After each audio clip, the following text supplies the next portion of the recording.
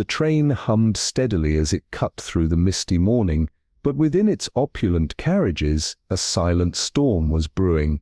Agatha Marple sat with her notebook open, her sharp eyes catching every glance, every hidden expression around her.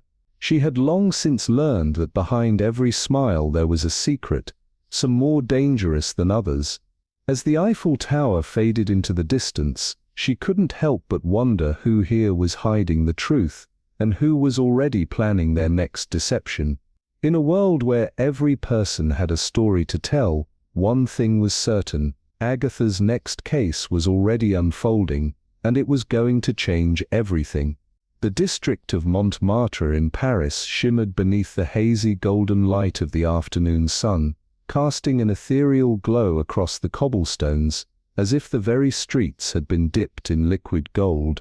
The air was thick with the calls of street vendors, their voices blending with the rich aroma of roasting chestnuts, while a faint, almost acrid tang of turpentine floated in from the nearby artist studios.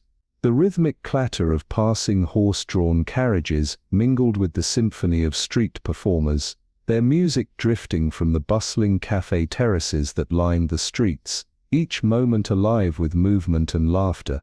Above it all, the majestic dome of Sacré-Cœur loomed serenely, a symbol of eternal peace against the vivid pulse of the Bohemian district below.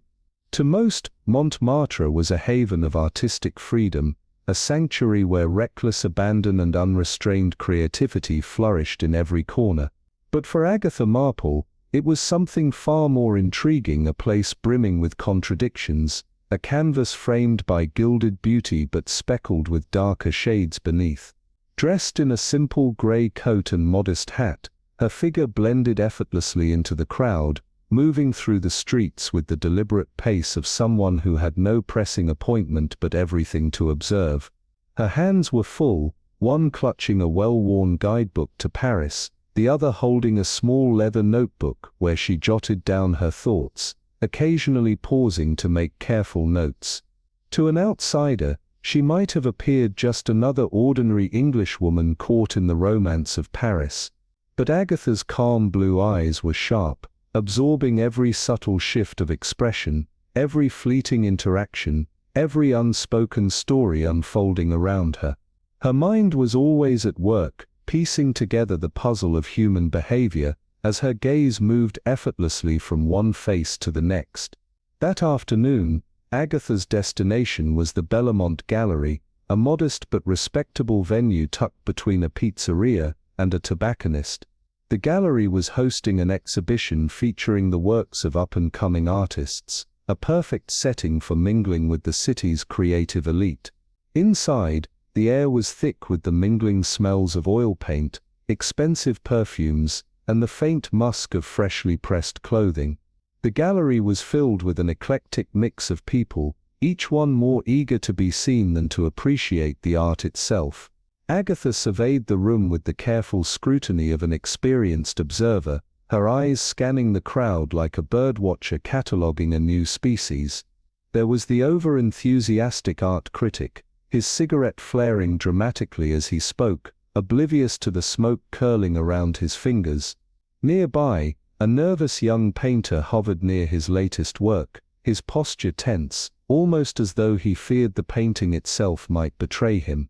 A woman draped in pearls stood in front of a canvas, her expression one of calculated indifference as she appraised the art, as though weighing its worth against the value of her own jewels. But it wasn't the paintings that fascinated Agatha, it was the people, the silent negotiations of power, the subtle competition, and the quiet desperation that clung to every conversation. Magnificent, isn't it? A voice interrupted her thoughts, smooth and warm. Agatha turned, her gaze meeting the eyes of a young woman standing beside her. She had auburn hair pulled loosely into a knot, and her clothes were smeared with a palette of muted colors. The woman's hands, calloused and flecked with paint, were a testament to a life dedicated to the service of art. Agatha's lips curled into a small smile as she studied the chaotic swirl of color the woman had pointed to. "It has vitality," she replied thoughtfully, her eyes narrowing as she took in the frenetic brushstrokes. though I wonder if the artist was more intent on expressing their soul than communicating with their audience. The woman's sharp laugh caught Agatha off guard, the sound rich with self-awareness. "You're not wrong, it's mine, Margot Hayes," she added, her tone suddenly light, as if the admission held no weight. "And you've just named my greatest fear, that my work speaks only to me." Agatha tilted her head, her expression softening. "Nonsense, it has a raw honesty that's quite compelling." "Agatha Marple," she said, offering a hand, "I dabble in art history."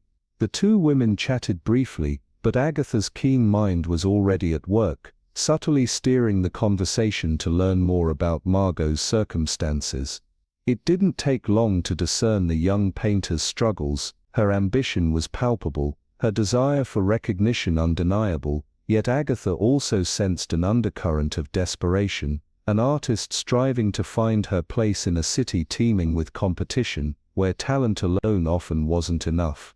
Later that evening, Agatha found herself at a more lavish affair, a gala hosted by the flamboyant art dealer Victor Lamole. The gilded salon was packed with artists, critics and wealthy patrons, their voices rising in a crescendo of gossip, laughter, and murmured exchanges.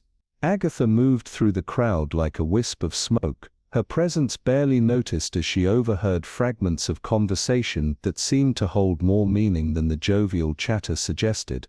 "Have you seen Layla lately? Always fluttering about like a moth to the brightest flame," one woman whispered, her voice dripping with a mixture of envy and disdain. "She has to, doesn't she?" Her companion responded, a note of cynicism lacing his words. "A girl like that doesn't survive in Montmartre without making herself indispensable." "Indispensable to whom?" the woman asked, her curiosity piqued. "Oh, take your pick, Victor, even Claudine, though she'd never admit it," the man replied, his tone low, almost conspiratorial. "The girl collects secrets like others collect postcards. It's bound to catch up with her." Agatha's attention sharpened at the mention of Layla. Though she gave no outward sign of her interest, the name had stuck in her mind. Something about the way it had been said, like a loose thread begging to be pulled, made her file it away for later.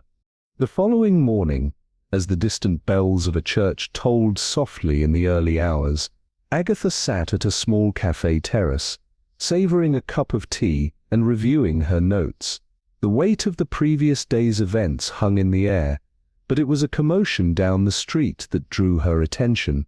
Rising from her seat, she followed the sounds of raised voices to find a small crowd gathered outside a studio. A young woman, her face pale and streaked with tears, was being escorted out by two officers. Agatha's heart skipped as she recognized her instantly. Margot Hayes. "She was just here," someone in the crowd murmured. "I saw her." Agatha's sharp gaze moved past the crowd, her eyes locking onto the open studio door. Through the narrow gap, she glimpsed the overturned easel, the scattered papers, and the unmistakable crimson stain spreading across the wooden floor. A figure lay slumped in the corner, motionless. Agatha's calm demeanor remained unbroken, though inside, a spark of intrigue had ignited. She took a step back, her mind already shifting into detective mode. This was no ordinary crime, it was a message. As the crowd buzzed with speculation and confusion, Agatha's mind raced. The tangled web of secrets and ambition in Montmartre was about to unravel in the most unexpected of ways. Montmartre, with its labyrinth of cobbled streets and flickering street lamps, had always been a place where the light and shadows danced in delicate harmony, but that morning, it was as though the very streets had betrayed their own secrets.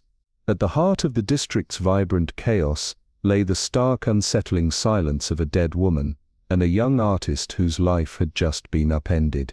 As Margot Hayes was escorted away by the officers, her hands trembling and her gaze distant, Agatha Marple, ever the silent observer, slipped through the gathering crowd, her mind already weaving a web of possibilities. A body, a scandal, and a tide of unspoken secrets. This, she thought, was the kind of puzzle that beckoned to her like a moth to a flame. The morning sun filtered through the iron-framed windows of Margot's modest studio, casting long ghostly shadows on the worn wooden floor. Despite the disarray left by the previous night's events, the room still held an undeniable artistic charm. Half-finished canvases leaned against the walls, jars of brushes lay scattered about, and the familiar scent of linseed oil clung to the air like an old friend. Yet, there was no mistaking the disruption.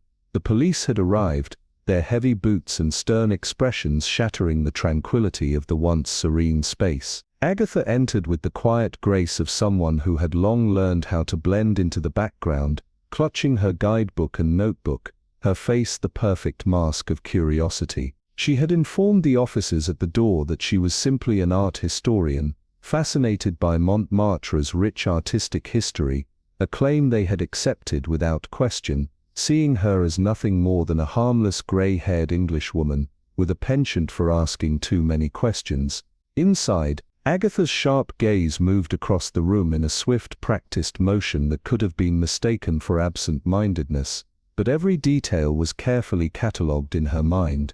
The overturned chaise longue where the body had been found, the broken vase lying in a pool of scattered flowers, and the faint smudge of crimson on the wooden floor that almost seemed to pulse with a dark history of its own. She moved towards the easel where Margot's latest painting stood, an incomplete portrait, the brushstrokes bold and restless, as though the artist herself had been trying to pour something chaotic into the canvas, something beyond the boundaries of what could be captured in paint. Nearby, an abandoned palette lay on the floor, its colors vibrant and scattered, as though it had been discarded in haste. Agatha crouched slightly, her eyes narrowing as she noticed something strange, a faint smear of green paint beneath the easel, its hue almost jewel-like in its intensity. Rising, she shifted her gaze to Lila's discarded dress, carefully folded by an officer.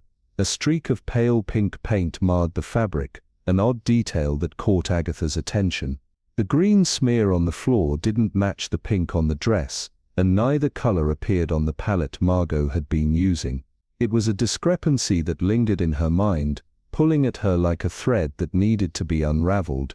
Then Agatha's eyes flicked to a small piece of jewelry resting atop the evidence table, a pendant delicately carved from black onyx, framed in intricate filigree. On first glance, it seemed unremarkable, but Agatha's instincts told her otherwise. A young woman in Montmartre would not wear such a piece without a reason. Her gaze shifted to Margot, sitting hunched on a low stool, her head buried in her hands. The artist's eyes were bloodshot, her hands shaking as she clutched a handkerchief, her lips moving in whispered words that seemed to form the explanations she could not bring herself to speak aloud. Agatha approached her quietly, settling herself on a nearby stool. "Miss Hayes," she said, her voice soft yet firm enough to break the young artist's spiraling thoughts. Margot looked up, startled, her tear-streaked face momentarily betraying the shock of recognition. "Oh, it's you," she whispered, her voice trembling. "You shouldn't be here, they think I did it." Agatha's expression softened, her eyes scanning the raw panic in Margot's eyes. "What do you think?" she asked gently. Margot's voice cracked as she replied, "I don't know, I found her like that. She was supposed to model for me this morning. When I arrived," her breath hitched, her voice faltering, "she was already gone. I swear I didn't hurt her, I couldn't." Agatha studied her intently, noting the terror that radiated from Margot. It wasn't the fear of someone caught in a lie, but the desperation of a person thrust into a nightmare they could not control. Agatha reached out, placing a hand on Margot's trembling one. "Don't worry, my dear, I believe you." Margot blinked, her lips trembling as she whispered, Why would you believe me? Because you have the temperament of an artist, not a murderer." Agatha replied, her smile a mixture of warmth and understanding, "and because the scene doesn't quite fit the story they're telling." The words seemed to hang in the air, pregnant with meaning, as Agatha's mind began to piece together the strange inconsistencies that lingered like ghosts in the room. This was far from a simple case, it was a web of intrigue, where each detail was a clue, and every step took them deeper into the labyrinth of secrets that Montmartre kept hidden beneath its vibrant, chaotic streets. As dusk settled over Montmartre, its cobbled streets, once vibrant with the day's energy, now whispered of a hidden darkness. The shadow of a tragedy had already begun to take shape, a dead woman in the heart of it, her life snuffed out before her brush had even touched the canvas. Agatha Christie, ever the observer, had drifted through the crowd like a shadow herself, unnoticed yet keenly aware, her mind already piecing together the fragments of the puzzle. The police had cordoned off the studio, their clumsy attempts to maintain order only highlighting the disorder that had overtaken the space. Inside, Agatha stood silently in the midst of it, her eyes scanning the room with the precision of a seasoned investigator. The faint scent of linseed oil still clung to the air, a contrast to the chilling presence of death that now dominated the studio. Margot Hayes, the artist at the center of this web, sat trembling in the corner, her fingers white-knuckled around a handkerchief, her breath shallow with panic. Yet it was not her guilty conscience that Agatha suspected, rather it was the web of connections that seemed too tangled to ignore. Margot's studio, though modest, had once been a sanctuary of creativity, but now it was a scene of chaos. The canvas, once a promise of something new, stood half-finished, the brushstrokes wild, as though the artist had been in a frenzy. But it was the details Agatha had already noticed, the overturned chair where Lila's body had been found, the vase shattered on the floor, and the faint smear of crimson paint that still clung to the wooden boards, each a clue too subtle for the officers to recognize. Agatha's gaze shifted to the easel, where the portrait in progress beckoned her attention. It was unfinished, but it spoke volumes of the artist's restless soul. But it was the green paint smudge beneath the easel that caught her eye, an unexpected detail in a place where it should not have been. Margot's palette, still vibrant with chaos, had not used this shade. It was only when Agatha moved closer to the discarded dress, Lila's dress, that she saw it. A streak of pale pink paint marred the fabric. A strange contrast, especially when paired with the green on the floor. The mystery deepened. Further inspection revealed a pendant atop an evidence table. At first glance it seemed ordinary, a cameo set in onyx, delicately filigreed, but Agatha's instincts screamed otherwise. No young woman in Montmartre would wear such an item unless it had a deeper meaning. Her quiet conversation with Margot, though brief, confirmed what Agatha already knew. The artist's panic was real, but not the kind one would expect from a murderer. Agatha's mind was already working, fitting together the pieces of this enigma. She wandered outside, her mind spinning with the questions left unanswered. The artists she encountered, the brooding Etienne, the slippery Victor Lemoy, the sharp-tongued Claudine, all seemed to hide secrets, motives obscured by carefully crafted personas. Etienne had spoken of Lila's complexity, a woman who could both inspire and trap, while Victor had alluded to Lila's flirtations with danger, a subject he handled with discomfort. Claudine, in her rigid disdain, had painted Lila as a distraction, a force that caused chaos wherever she went. Yet each comment, each interaction served only to deepen Agatha's curiosity, like pieces of a puzzle that were starting to fit, but not completely. Later, at Le Chat Noir, the evening atmosphere buzzed with bohemian energy, but Agatha's thoughts remained on the journal she had found among Lila's belongings. It was filled with sketches, a half-finished portrait of a man, a map of Montmartre's winding streets, and most notably, a recurring image of a pendant, the same one Lila had worn the night of her death.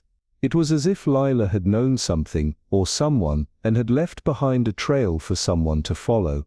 Agatha, sitting in the dim café, watched the swirl of the café's patrons, her mind mapping out the labyrinth of lies, secrets, and betrayals that lay hidden just beneath the surface of Montmartre's picturesque streets.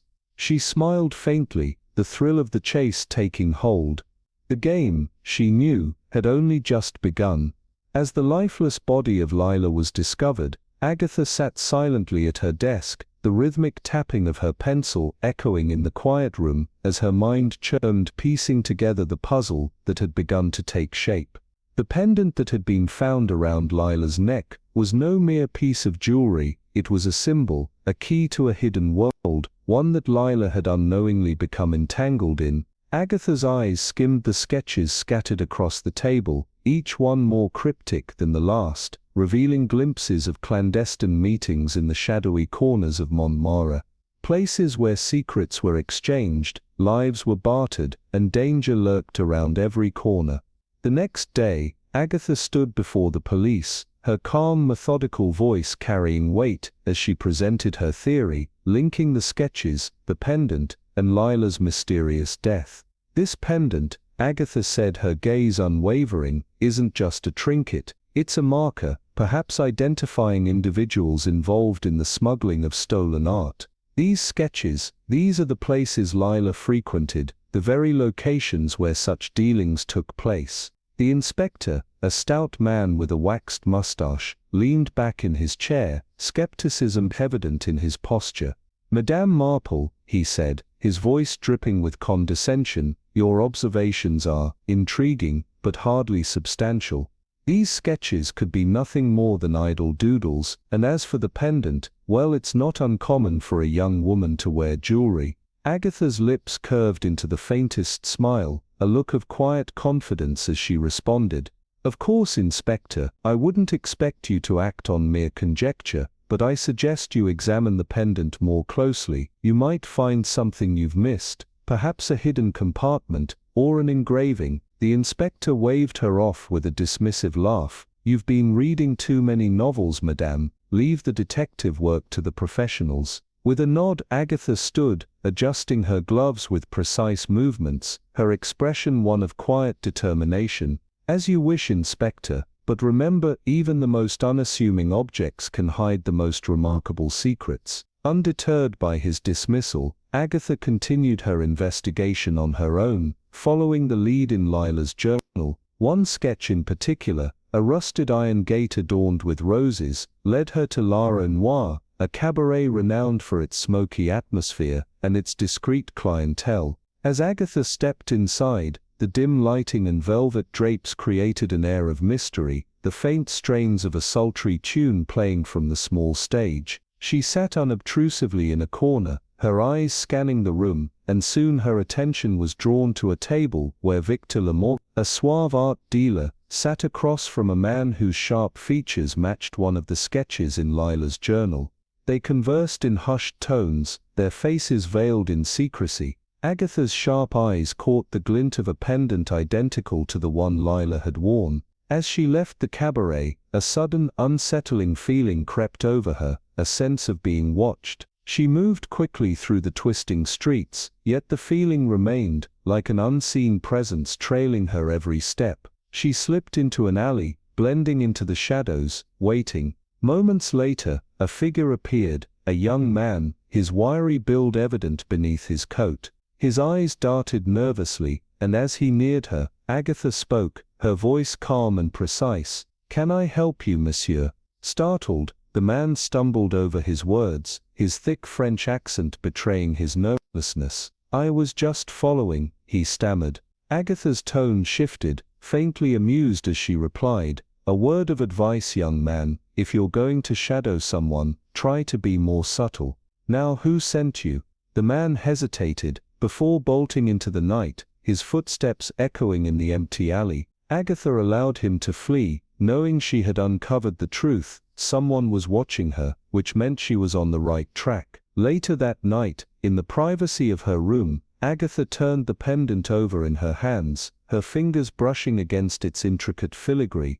With a quiet click, a hidden compartment sprang open, revealing a small folded note. Her eyes scanned the note, simple, yet damning, bearing the list of initials and corresponding sums of money. Several of the names were familiar, patrons of Montmartre's art scene, all with ties to the underground world of stolen art. This discovery had the power to unravel everything, and Agatha was determined to follow it to the end, no matter the cost. Including Victor Lemoyne, It was clear that Lila's involvement in a dangerous black market operation was no longer a mere suspicion. The evidence had taken shape like a twisted tapestry, and now Agatha could almost feel the shadows of her killer looming.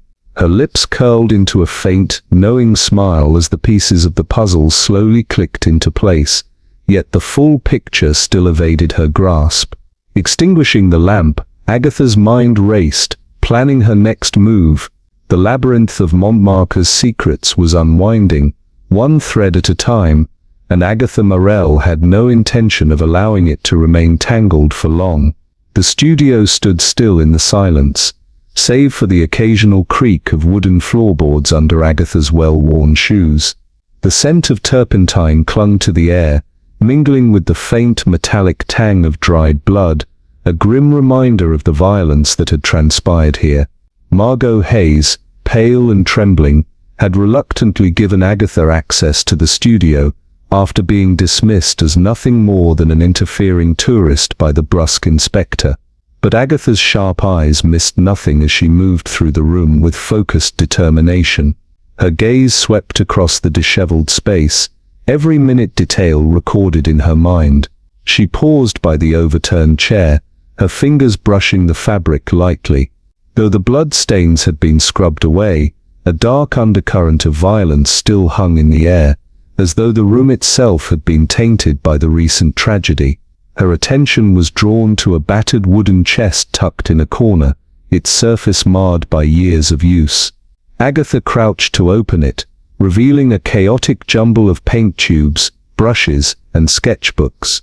As she sifted through the contents, her fingers brushed against something unusual, a false bottom.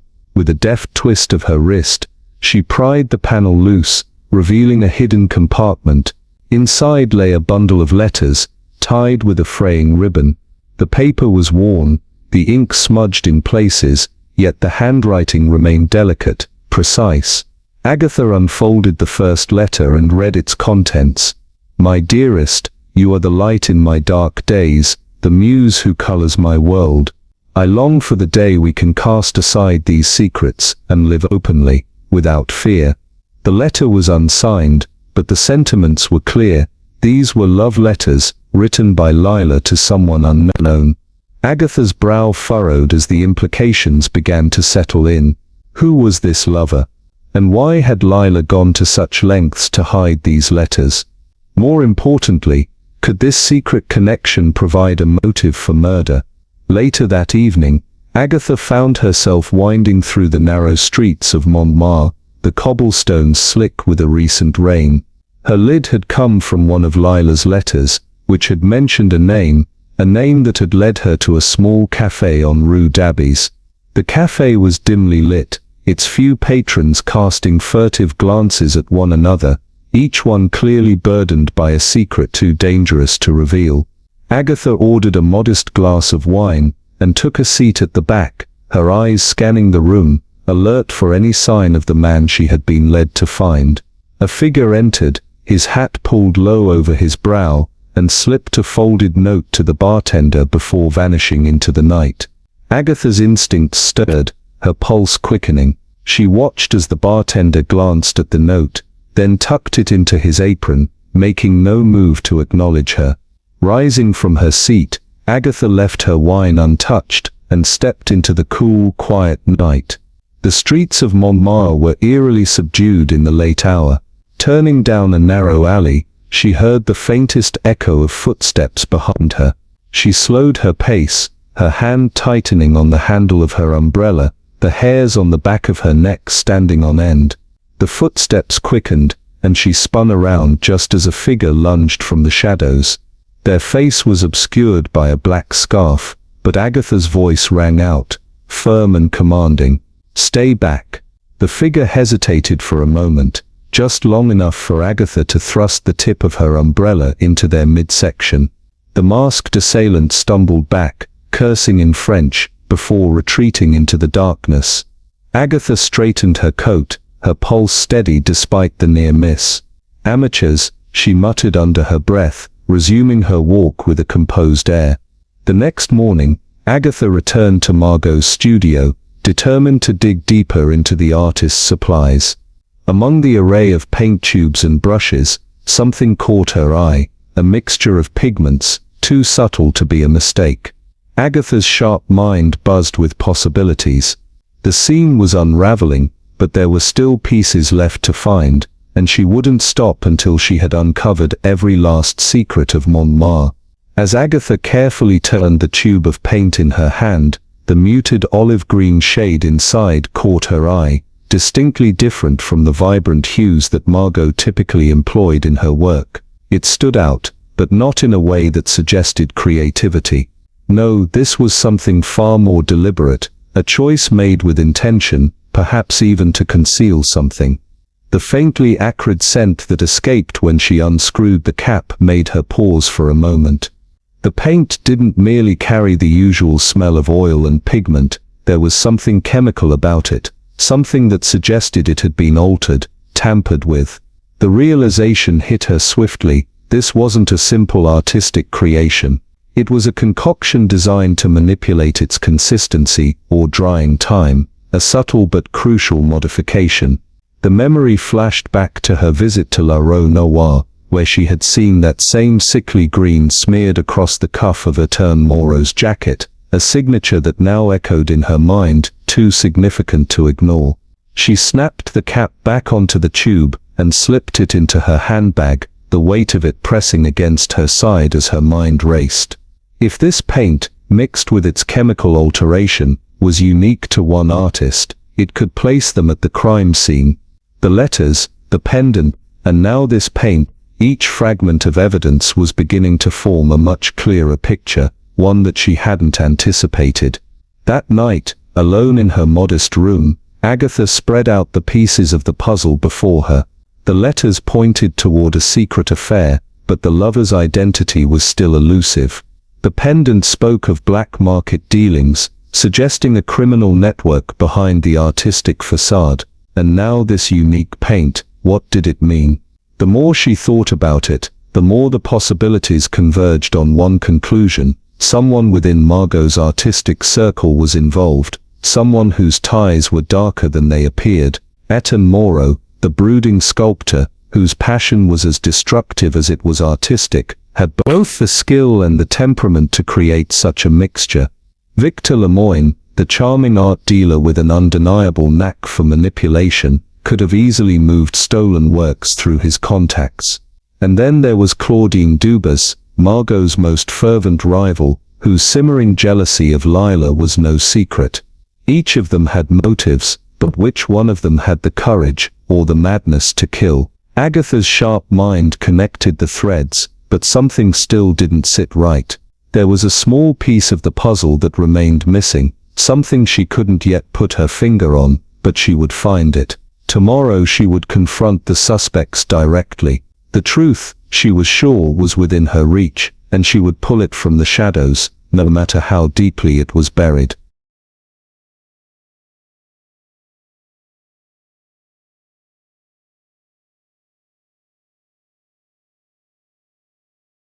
The following morning Montmartre was blanketed in a misty grey dawn. The streets, still slick from the rain, glistened beneath the muted light. Paris, it seemed, was still waking, its usual vibrancy muted by the early hour. Agatha, however, was already fully awake, her mind sharp and focused, as she prepared to unravel the next layer of this tangled mystery. She had spent the previous day retracing Lila's movements and examining the coded sketches in her journal. The drawings, initially a mere puzzle to her, now seemed to map out a clandestine network, a series of secret meetings held in shadowy corners of the city. A dimly lit cabaret, a secluded artist's studio, and the back room of an unassuming gallery. These were the nodes in a sprawling web of illicit dealings, a black market art ring operating beneath the guise of creative freedom. At the center of it all stood Lila, the beautiful tragic muse who had become a pawn in a much larger game. She had known too much, perhaps more than she had realized, and for that she had paid the ultimate price. Her proximity to the truth had made her a liability, and someone in that circle had decided to silence her forever. Agatha's first stop that morning was Etienne Moreau's studio, the tormented sculptor who had always struck her as more performer than artist. She arrived unannounced, her umbrella tapping a steady rhythm against the doorframe as she waited for an answer. When Etienne opened the door, his face darkened at the sight of her. "Madame Marple," he said, his voice thick with irritation. "What brings you here at this hour?" Agatha didn't flinch, her expression calm as she stepped inside without invitation. "Curiosity," she replied smoothly, her voice betraying no emotion as she moved past him. The studio was cluttered with half-finished sculptures, the air heavy with the earthy scent of clay and sweat. Agatha allowed her gaze to wander over the disarray, her gloved fingers brushing against the tools and jars of pigment scattered across the work table. "I've been thinking about Leila," she said casually, her voice conversational, but every word was carefully chosen. She was a fascinating young woman, wasn't she? So many admirers, so many secrets. Etienne's jaw tightened, his eyes narrowing in a flash of something close to anger. His hands flexed at his sides, betraying a flicker of nervous energy. "She was complicated," he muttered, his voice dropping to a near growl. "A muse, yes, but also a distraction. She liked to meddle in things that didn't concern her, things like the provenance of certain artworks." Agatha's eyes never left him as she observed his response. The tension in his voice, the subtle defensive posture, everything screamed that Etienne knew more than he was willing to reveal. But how much of it was truth? She took another step forward, the weight of the evidence in her mind growing heavier by the second. The mystery was unspooling in front of her, but it was far darker than she had anticipated. Etienne was hiding something, of that she was sure, but was it a secret worth killing for?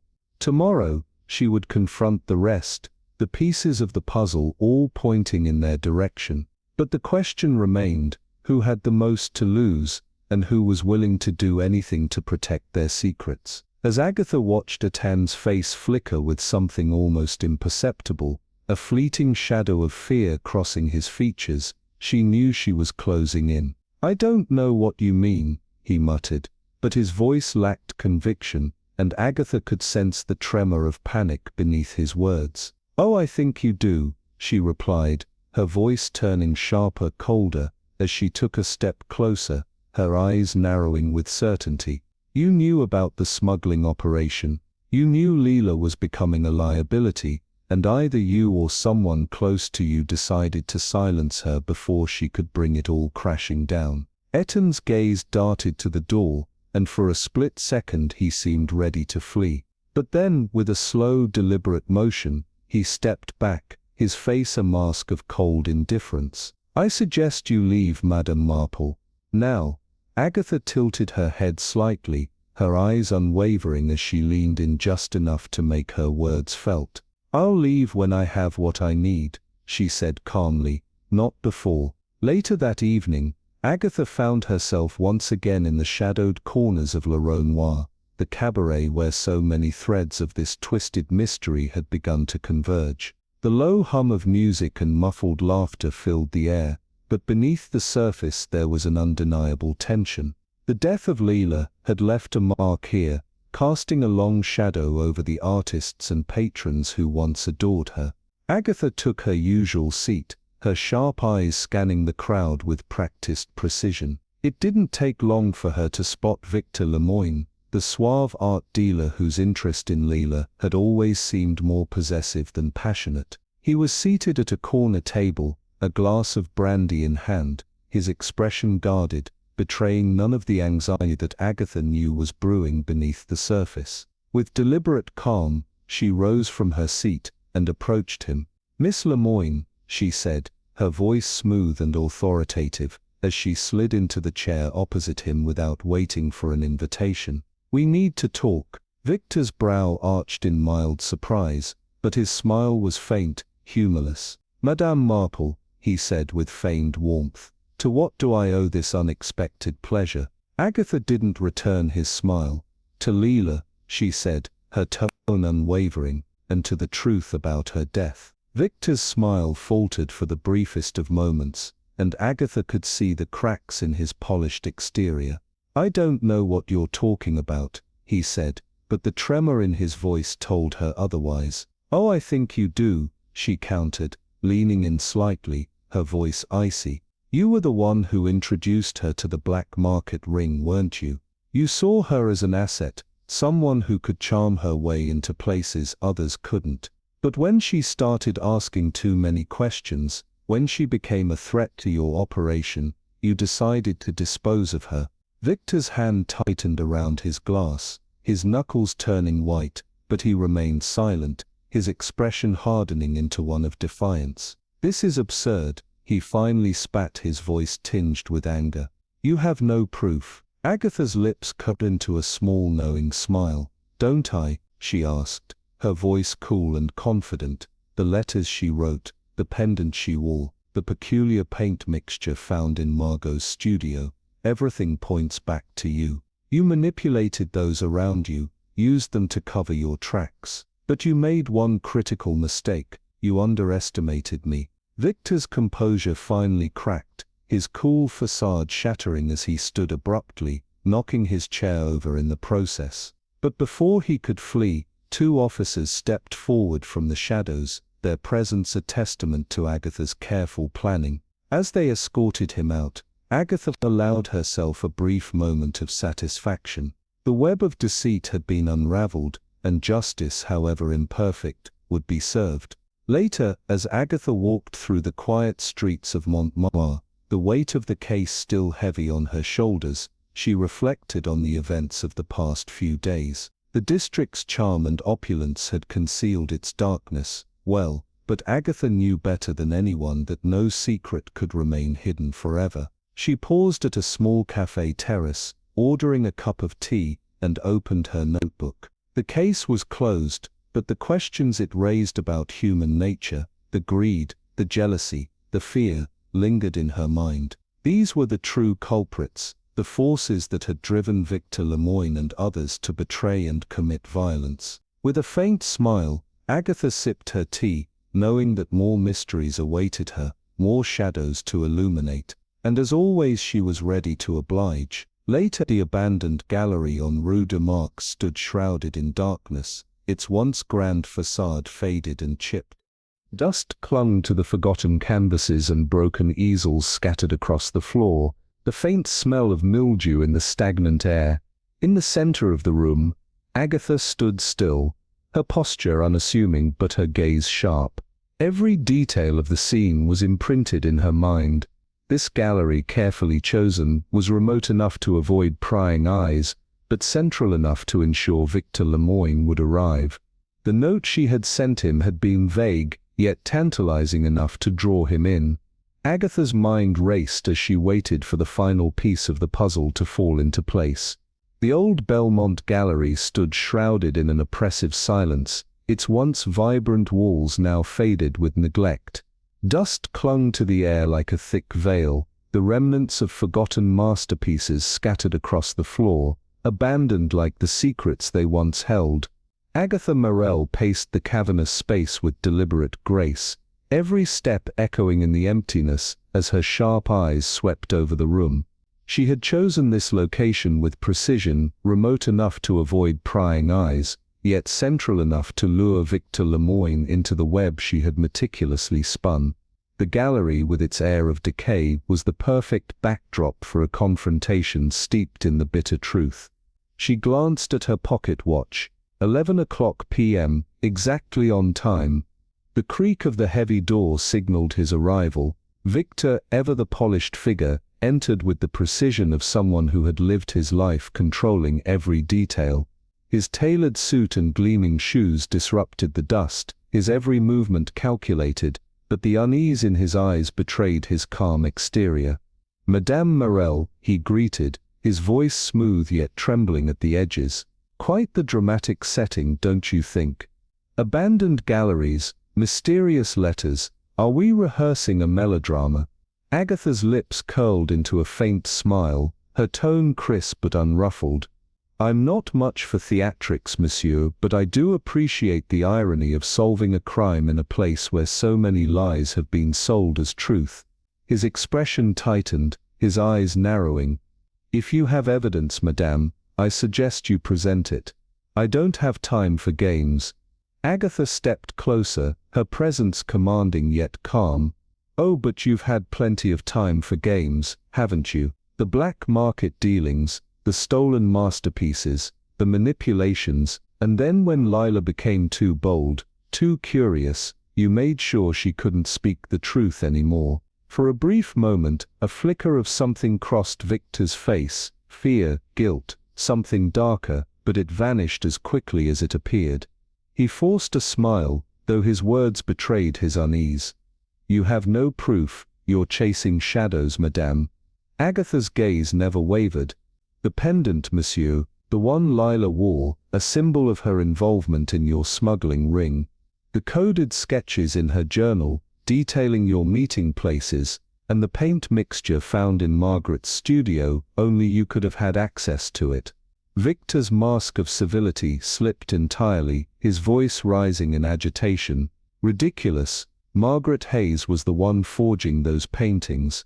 She used Lila as her accomplice. I had nothing to do with it. Agatha's tone remained unflinching, her words cutting through the air like a razor, an intriguing deflection, but one that doesn't hold water. Margaret might be naive, but she's not a liar, and unlike you, monsieur, she had no motive to kill. At that moment, Victor's hand twitched toward his jacket pocket, a desperate instinct to reach for something, anything, but Agatha's voice sliced through the tension. I wouldn't if I were you. The police are already on their way. Any rash moves now will only seal your fate. For a heartbeat, Victor hesitated, the weight of his own guilt pressing down on him. The gallery stood still, the silence broken only by the distant sound of a train whistle in the night. Then with a resigned sigh, he sank into a chair, his shoulders slumping in defeat. She was going to ruin everything. Victor muttered, his voice low and bitter. Lila thought she could play both sides, charm her way into secrets, then blackmail me. She didn't understand what I had at stake. Agatha's gaze was steady, unwavering. So you decided to kill her. She left me no choice, he snapped, his voice rising with a mix of anger and justification. She was reckless, unpredictable. If the authorities had found out about the operation, everything I'd built would have been destroyed. Agatha's head tilted slightly, a look of pity crossing her face. And now it is, monsieur, but not because of Lila, because of your greed. Before Victor could respond, the sharp sound of footsteps echoed from the gallery's entrance. Two uniformed officers stepped into the room, their presence as much a statement as a warning. The inspector, his mustache bristling with authority, approached with a pair of handcuffs. Victor Lemoyne, he declared, his voice firm, you are under arrest for the murder of Lila Beaumont and for your involvement in the illegal trade of stolen art. Victor's face contorted with fury and defeat as the officers moved to restrain him. You think you've won, Madame Morel? He sneered, his voice laced with venom. The world isn't as simple as your little puzzles. Agatha's smile was faint but resolute. Perhaps not, monsieur, but justice in its own way is always simple. It will always find its way through the darkness, no matter how tightly you try to seal it away. As Victor was led away, Agatha allowed herself a brief moment of satisfaction. The twisted web of deceit had unraveled, and while justice might never be perfect, it had prevailed. She stepped out into the cool night air, the city around her still humming with life, its secrets hidden in the shadows. The case was closed, but Agatha knew the true mysteries, the ones buried deep within human nature, would never cease to call to her. Greed, fear, betrayal, these were the forces that drove people to commit unimaginable acts. And as long as there were secrets to be uncovered, she would be there, ready to unravel the truth. The room was drenched in the faint glow of twilight, shadows stretching across the walls as the echoes of footsteps reverberated through the gallery's hollow corridors. Agatha Marple stood still, her thoughts sharp as the cool breeze that stirred the air. The gallery, once filled with life and color, had become a tomb for secrets, and now one more was ready to be uncovered. The game had ended. Victor Lemoyne's pride had led him to this moment, a moment where every carefully constructed lie had been shattered under the weight of truth. As the clock on the wall struck its final chime, the silence was broken by the slow, deliberate creak of the gallery's door. Victor entered, his figure tall, his demeanor controlled, but his eyes betrayed his fear. Agatha's voice cut through the stillness like a blade. "Do you think you can escape the consequences of your actions, Monsieur Lemoyne? You've woven your webs of deceit for years, but even the strongest threads unravel eventually." Victor, dressed impeccably as ever, stepped further into the room, his polished shoes disturbing the dust that had settled like a blanket over the forgotten past. "I don't know what you think you've uncovered, Madame Marple," he said smoothly, but there was a flicker of uncertainty in his voice, a tremor that didn't escape Agatha's watchful gaze. "If you've come to lecture me, you'll find I have little patience for theatrics." Theatrics? Agatha's lips curled into a faint, knowing smile. "Oh, monsieur, I've never been one for drama, but there is something rather ironic about solving a crime in a place that was built on deception." Victor's face tightened, his eyes narrowing as the truth, once elusive, began to take shape. "If you've come to accuse me, you'd better have something more than mere speculation." He spat. Agatha's smile remained unchanged as she took a step closer, her voice steady but with a cutting edge. "Oh, I have more than that. The stolen masterpieces, the smuggling ring, the black market dealings, each piece was meticulously pieced together. And then there was Leela. She grew too bold, too curious. She was a threat, wasn't she? One you couldn't allow to linger." The flicker of panic in Victor's eyes was brief but undeniable. "You're grasping at shadows," he hissed, the words barely escaping his lips before he straightened, trying to regain control. But Agatha was already ahead of him. "The pendant found with Leela," she said, her voice cool and unwavering. "It wasn't just jewelry, was it? It contained more than just sentimental value. It contained the key to your operation." Victor's expression faltered, but he quickly masked it with a thin smile. "You're mistaken," he said, his voice laced with an edge of desperation. "Margaret Hayes was the one behind the forgeries, not me. She used Leela as her accomplice. I had nothing to do with it." Agatha's eyes darkened, her gaze piercing as she pressed on. "An interesting deflection, but it's hollow, Victor. Margaret was many things, but she wasn't a murderer. You, on the other hand, had every reason to silence Leela when she began to ask too many questions." The air between them grew thick with tension, and Victor's hand twitched toward his pocket. But Agatha's voice rang out, cold and commanding. "Don't. The authorities are already on their way, and any rash move you make will only seal your fate." For a moment the room was eerily still, save for the distant sounds of the city, unaware of the quiet battle unfolding within the gallery's walls. Victor's shoulders slumped, and with a heavy sigh he sank into a chair, his demeanor crumbling. "She thought she could play both sides," he muttered bitterly. "Use her charm to worm her way into secrets, then blackmail me. She didn't understand what I had to lose." Agatha stood tall, her eyes filled with the quiet strength of someone who had seen too many men like Victor, undone by their own hubris. "And so you decided to kill her?" she asked softly, the question hanging in the air, sharp and final. Victor's gaze flickered toward her, his lips trembling as he fought to maintain control. "She was reckless," he snapped, the facade of calm slipping. "If the authorities found out, everything I worked for would be destroyed. I had no choice." Agatha's voice softened, though it carried the weight of inevitability. "No, Victor, you chose greed over your own humanity, and in the end, that was your undoing." The silence was broken once again, this time by the sound of approaching footsteps. Two uniformed officers entered, their presence a stark contrast to the quiet tension that had enveloped the room.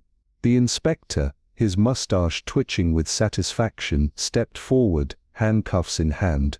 "Victor Lemoyne," he said, his voice full of finality. "You are under arrest for the murder of Lila Beaumont, and for your involvement in the illegal trade of stolen art." Victor's face twisted in fury, but there was no escape now. As the officers escorted him from the gallery, his eyes locked on Agatha, his voice a low growl. "You think you've won, Madame Morel, but you've only scratched the surface. The world isn't as simple as your little puzzles." Agatha stood firm, her expression resolute, though her smile was faint. "Perhaps not, monsieur," she said quietly, "but justice is." The evening stretched on, the city alive with its usual hum of life, its dark alleys and crowded cafes hiding their own secrets. Agatha returned to her modest quarters, her mind already turning toward the next case, the next puzzle to solve. She packed her belongings with practiced efficiency, the weight of the investigation still fresh in her mind.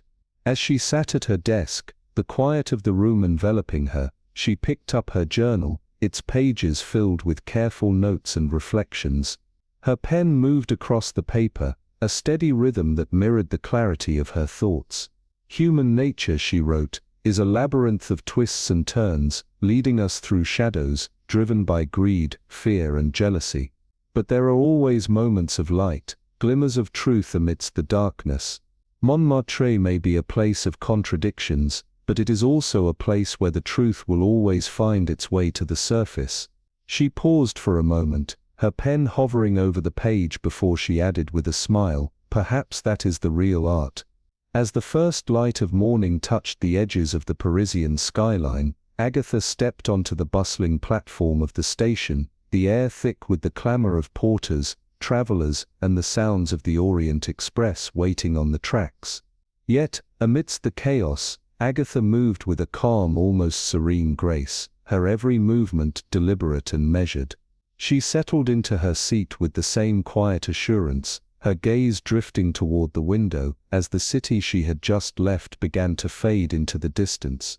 Paris, a city of countless secrets, slowly disappeared from view, leaving behind only its shadows and whispers as the train began its journey through the morning mist.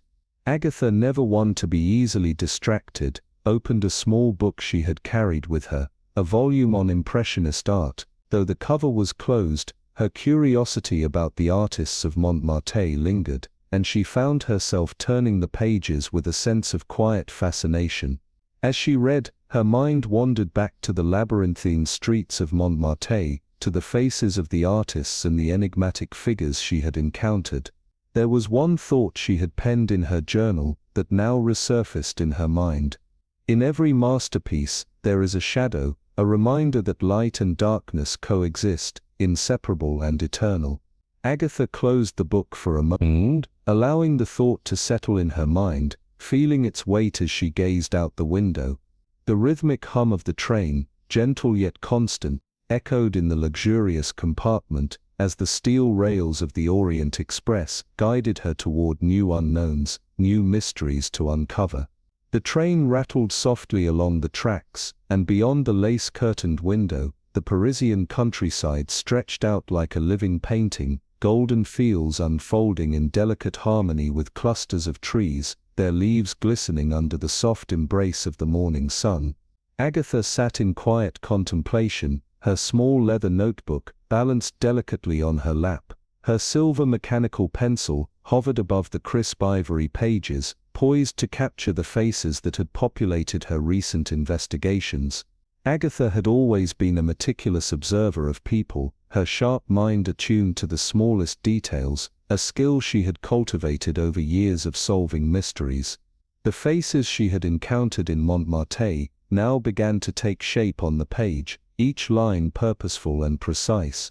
Etienne Moreau's brooding eyes, Victor Lin's serpentine smile, Claudine Du's sharp features, all etched with an intensity that mirrored the complexities of their personalities. Each portrait, though incomplete, seemed to tell a story all on its own, reflecting the inner turmoil, secrets and lies of those who had crossed her path. As her pencil paused momentarily, Agatha tapped it lightly against her chin, her gaze drifting out of the window once more.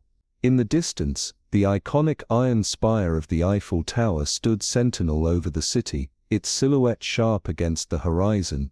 The faintest of smiles played on Agatha's lips as she considered how many secrets lay hidden in the alleys and salons of Montmartre. Behind the laughter, the art and the charming facades, there were dark corners where truth had been buried, where lives had been torn apart by greed, betrayal, and ambition. She wondered what stories those streets would tell, what ghosts still lingered there. The train compartment was silent, save for the occasional murmur of conversation between passengers and the gentle clink of porcelain as a steward moved down the aisle, preparing tea for a guest.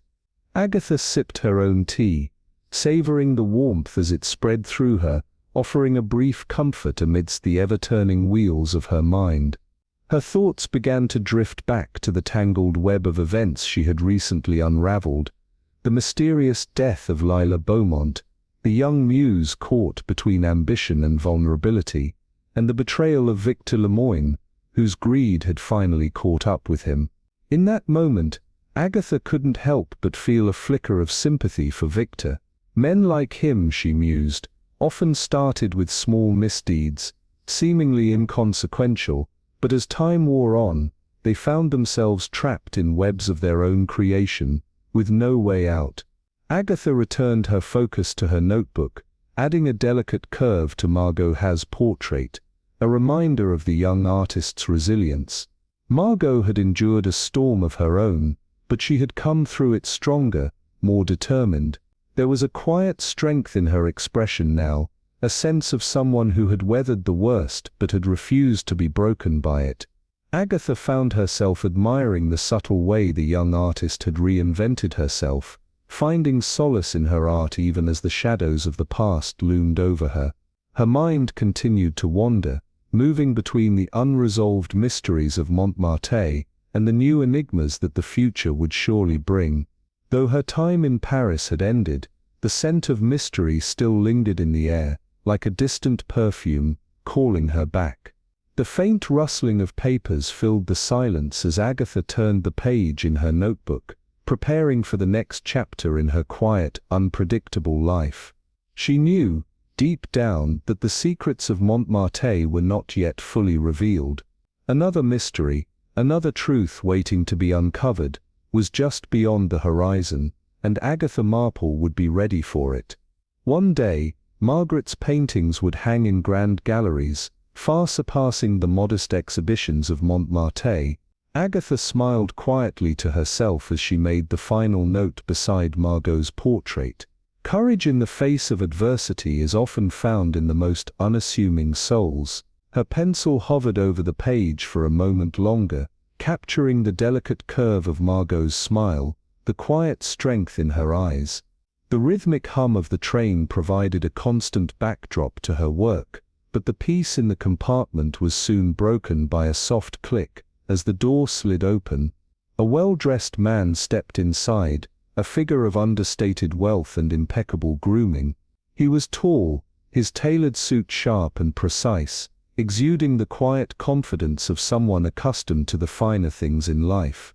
With a polite nod, he gestured to the empty seat across from Agatha. "May I?" he asked, his voice smooth and unhurried. "Of course," Agatha replied, her tone as genial as it was watchful, her eyes never losing their sharp edge. The train resumed its steady rhythm as the man settled into the seat across from her. He introduced himself as Monsieur Dupont, a financier on his way to Milan. Their conversation began politely enough. Pleasant inquiries about the journey, a shared appreciation for the grandeur of the train's interior, the soft clink of fine china in the background as a steward passed through. Yet, Agatha's keen eye caught the subtle flickers of his gaze, drawn to her notebook, barely concealed curiosity bubbling beneath the surface. "An artist, madame?" he asked, his voice laced with polite interest as his gaze lingered on her sketches. "Not at all," Agatha replied with a smile, her voice light but her mind sharp as ever. "Merely an observer of people. I find that faces often reveal more than words ever could." Monsieur Dupont chuckled lightly, but Agatha noticed the slight twitch in his expression, a flicker of discomfort that seemed to pass as quickly as it had come. It was a reaction she had grown used to over the years. People, it seemed, rarely enjoyed the idea of being truly seen. There was something unnerving about it, as though their carefully curated facades were no match for the quiet intensity of Agatha's gaze. As the train cut through the open countryside, the scenery shifting from the city's haze to the rolling hills of the French countryside, Agatha returned her attention to the sketches in front of her. She added a few final touches, the fluid motion of her pencil capturing the essence of the people she had encountered. Etienne Moreau's brooding eyes, Victor Lin's sharp, calculating smile, Claudine Du's cold features, disdainful yet commanding. Each face, though incomplete, held a story within it, a shadow of the truth that Agatha had uncovered. One page remained untouched, its pristine surface waiting patiently for the next mystery to unfold. Agatha knew it wouldn't be long. Wherever there were people, there were secrets, and wherever there were secrets there were puzzles begging to be solved.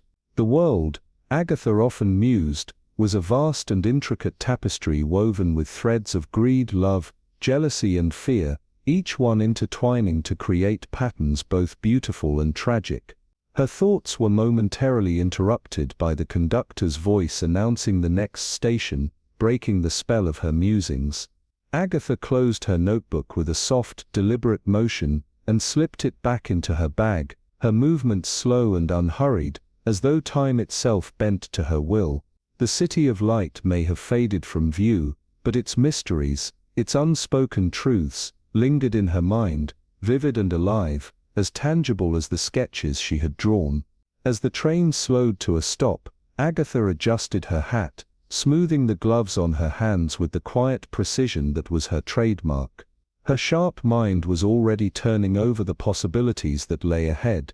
Another story, another web of lies, secrets and truths was unfolding just beyond the horizon, and Agatha Marple was ready to unravel it.